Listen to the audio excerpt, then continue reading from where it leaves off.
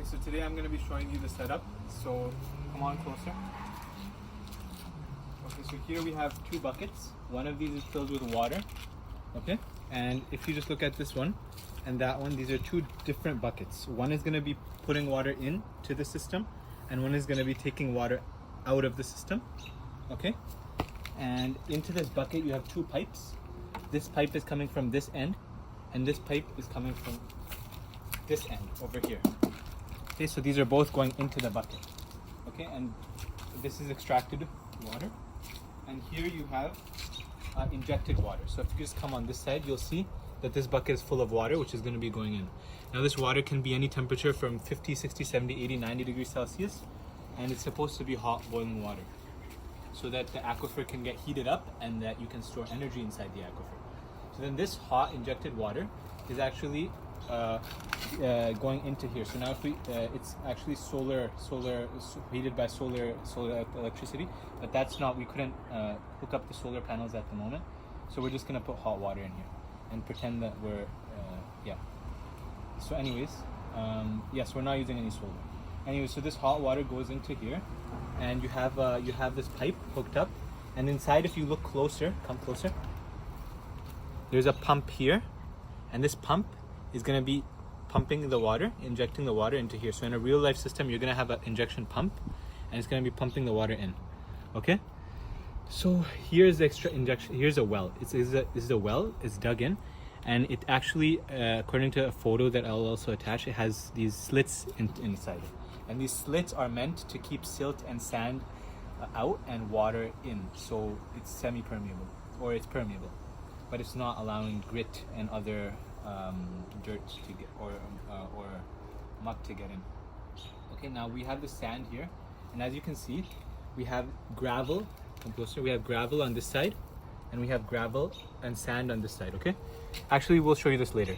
So if you just come here, you'll see that there's a pump here. This pump is actually, it's not going to be used, and there's a similar pump on the other side. It's also not going to be used, but here you have something interesting. This is actually a power rail. It's a power supply, sorry, and it's going to be supplying power, not a power rail, just a power supply. And this is a DC 9 volt 1 amp, and this plugs in right here like this. Okay, and now it's going to be powering this whole thing. I'm just going to take it out for now because it just started. The whole thing started. Now this power is going to be supplied to this over here. Now this, if you come closer here, you'll see that this is a kind of modulator.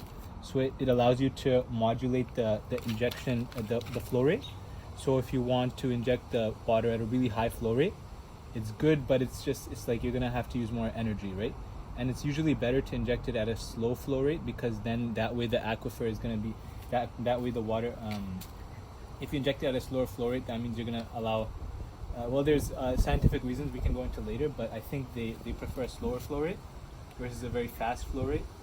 Maybe it's energy considerations, maybe it's something else, like maybe it's just maybe it's some other reason. For example, if you want the water to get heated up really fast, and you inject the water too fast, then maybe you might run into other problems, such as like I don't know, maybe if you inject it too fast, it's just gonna mix too much. Yeah, inside the aquifer, and vertical mixing and stuff, it's not a good thing. So you want to keep it at keep the water going at a slower flow rate, I'd say, but I would look into that. Anyways, we change the flow rate through this, and this is the on-off switch, and this is actually the thing. It displays the flow rate over here, displays the flow rate in like RPM. And then the water comes in, and this is actually something else. It's a temperature unit. So it's a temperature gauge, basically. So all of these are thermistors, and these are all thermistors. Yeah, this is what I want to show you. So these thermistors, there's 10 of them, and they're going into the aquifer bed, and this is going to be reading the temperatures from all of these and feeding them into a computer simultaneously every second. I think it's per second, yeah. And so these these thermometers basically are plugged into here, and you can see that there's two rows. Okay, So that's important that there's 2 rows, and there's also a temperature measurement, 3 of them over. I think there's 4 of them, and we showed in a different video how these are placed actually. So we're not going to show it again. But there's just a lot of them. There's 10 of them, and if you come around again, maybe I'll show you. Yeah, so this pump is not going to be used anyways. Yeah, this is a. Yeah, so let's just start it then. I'm gonna plug in the power. Right here, power rail, and DC power supply. Sorry, and it's gonna be going. And we're gonna start this pump over here, and we're gonna show you the how it modulates. So, is this still running? Okay.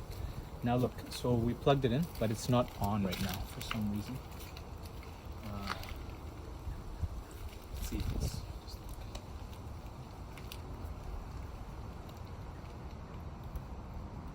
okay, it's not. Someone unplug it. Okay. 1 second.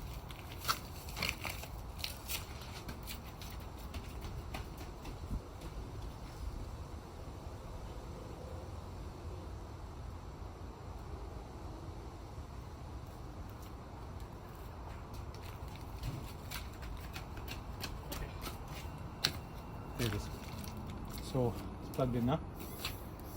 Okay, so you can see this pump is not being used, but it has a voltmeter attached, and it's like you can modulate it. You can turn it on and off too. It's on. Let's turn it off. Now look here. Come here. Sit. Come here. Can you come closer? Thank you. Okay, so here we have the speed. Nabila. Okay, so here we have the speed. Now you can see there's water already, like right when I adjusted it, water started coming up. You can see it goes all the way up to 100. I don't know if you can see. Can you see? Can you see this? Okay.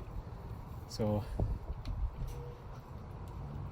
anyways, so we're just gonna start the water then. And we're gonna start at a low flow rate. Well, maybe 10, 15. I don't know if the water is going. Oh, there it is. So I'm gonna reduce it now to like 10. 5 is better. So it's at a very low flow rate.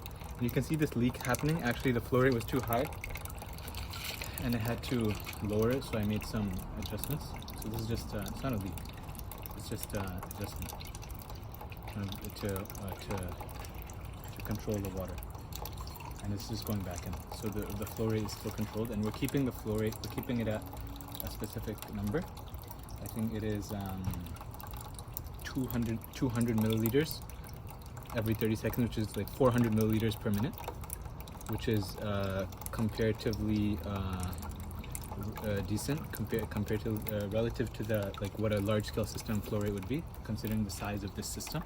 So that flow rate is good, you know, considering the size of the system. This average. Now you can come up to the top while it's injecting water. Can you show them the top?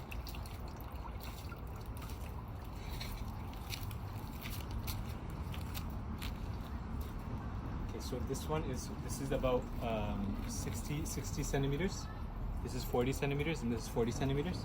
So a flow rate of exactly 400 milliliters, about 200 milliliters every 30 seconds. It's comparative, considering the size. Considering the size of the system, right? So you have to measure, you have to calibrate these things. You have to compare these things. If the flow rate is too much, then it's like, okay, how are you going to pump water at such a high flow rate in real life, right?